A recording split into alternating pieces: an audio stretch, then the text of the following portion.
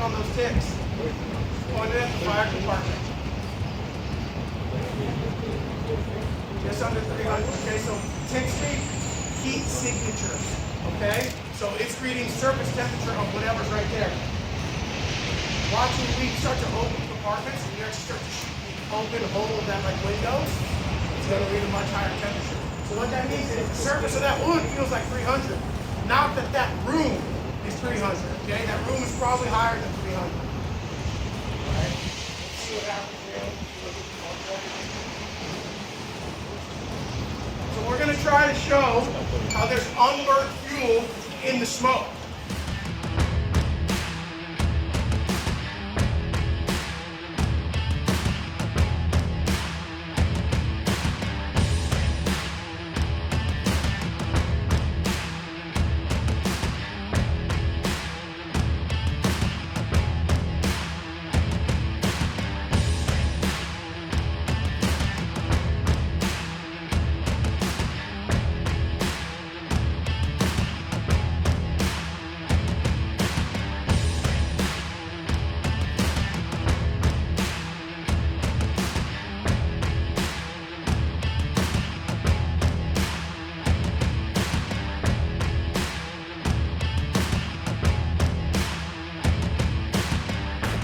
Watch that thing puff, it's choking, right? It can't get enough oxygen in, so it'll burp, and it'll let some oxygen in, then burp again and let the smoke out, right? Kind of like when you take the Coke can and pour it upside down, right? It can't let all the liquid out, unless you do what?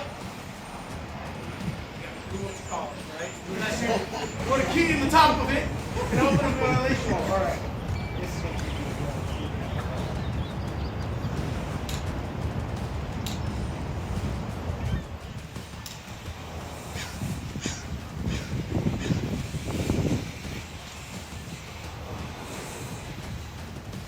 See the smoke color change?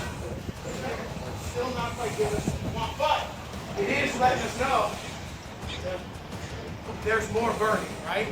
The volume of the smoke has changed. We stated listening earlier, when you open up number 4, see number 4 again? Is the volume of smoke thicker? Totally, right? That's more poisonous, more toxic to our victims. What's that? Okay. Sorry, that's just one thing we're going to show. The rest of the stuff is still super valuable.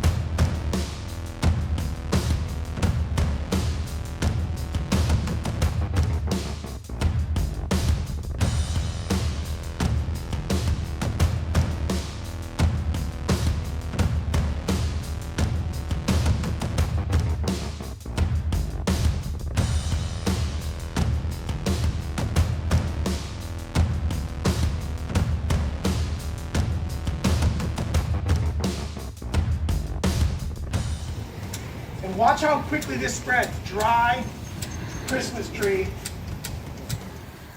How quickly it goes from not involved to involved. A testament to keep the water in your tree, okay? We just lit in a couple spaces. That could be a shorted electrical cord, a discarded cigarette, unattended cooking.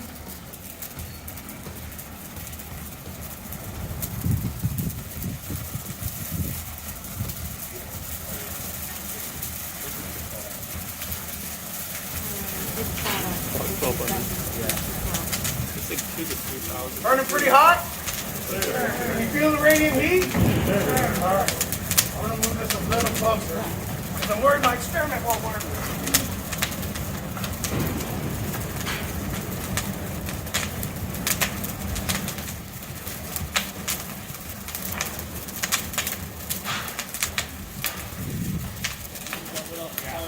You guys feel radiant heat on your face? Yes, sir. Put a glove up.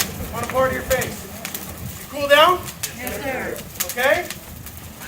That's the value of shielding. Something to think about again in a structure fire. If you're really, really hot, can you get behind a pony wall? Can you get behind a door? Can you get out of the way of the fire? Because my face is super hot. I put this up to it. I'm giving myself some shielding. Let's try. Look at the left edge of the right tree. Who wants to go? Come on, baby. Who wants to go? I don't think it's gonna get it. Dang it, not enough energy. I'm gonna show you direct flame impingement instead.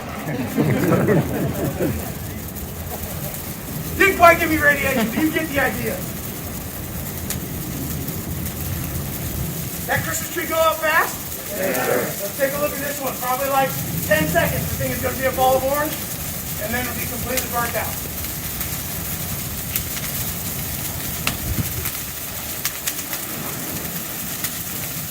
Is it burning pretty efficiently?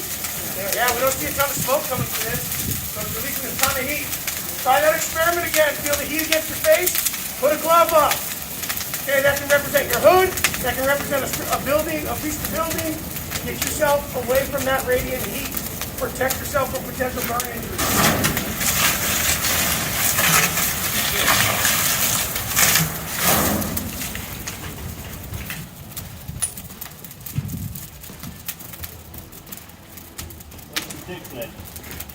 Oh yeah, Over 1,200, sir. Gets it down. Tick says too late. It's snowing. Let me ask you this though. Did all the fuel burn? No, right? I mean, what do you put on fire? Logs? What are we staring at? 2 logs? Okay? So another concept, we want to make sure we fully extinguish the fire, because if we turned our back on this fire, could it potentially get hot enough and relight in a room? Yeah. That wood is still flammable. Okay? The reason, why didn't that wood burn, but all the needles burned? Too dense. Density, right? So we talked about that before. Wood frame, ordinary constructed buildings versus heavy timber. The denser the material, even if flammable, the more it will resist fire. So all those needles, very thin, not dense. Burn super fast, very easily, right? They're dry, so they don't have moisture, and they're dense. This stuff, super dense, resisted the fire.